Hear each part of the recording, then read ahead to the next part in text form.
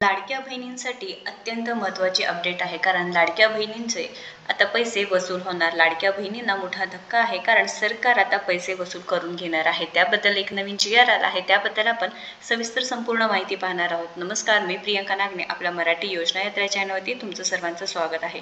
तर महाराष्ट्र शासनांतर्गत हा नवीन GR आलेला आहे. ग्रामविकास विभाग बांधकाम भवन तुम्ही पाहू शकता. 18 ऑगस्ट 2025 रोजी हा नवीन GR आलेला आहे.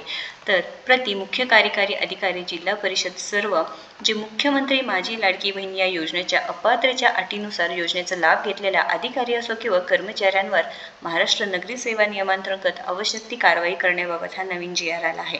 तर मुख्यमंत्री माझी लाडकी बहीण या योजनेच्या अपात्रच्या अटीनुसार जे योजनेचे लाभ घेतलेला अधिकारी असो किंवा जे कर्मचारी असणार आहे त्यांच्यासाठी आता कारवाई होणार आहे. त्याबाबत हा नवीन GR आलेला आहे, शासन निर्णय आलेला आहे. महाराष्ट्र शासनांतर्गत ही जी काही नवीन माहिती आलेली आहे पाहू शकता तुम्ही.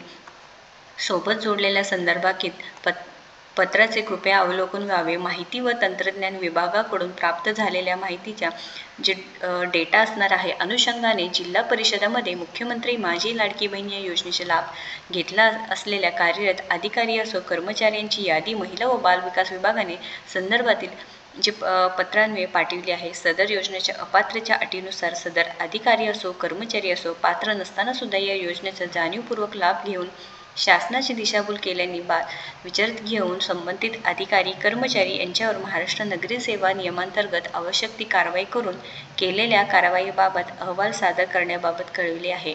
तर इथे माहिती व तंत्रज्ञान विभागाकडून जे काही डेटा प्राप्त झाला आहे त्या अनुषंगाने जिल्हा परिषदेमध्ये जे मुख्यमंत्री माझी लाडकी बहीण योजनेचा लाभ घेतला असलेले जे अधिकारी आहेत कर्मचारी आहेत त्यांची पूर्णपणे यादी आता पाठवण्यात आली आहे. तर आता त्यांच्यावरती कार्यवाही होणार आहे. म्हणजे जे काही पैसे त्यांनी घेतले असतील त्यांच्यावरती ते आता जे ऑफिशियल असणार आहे ती पूर्ण काही कार्यवाही होणार आहे सांगितलं आहे. सदर पत्रासोबत महिला व बाल विकास विभागाने पाठवलेल्या यादीमधून एकूण 1183 नावे समाविष्ट आहेत. सदरचे अधिकारी किंवा कर्मचारी जिल्हा परिषदेमध्ये कार्यरत आहे.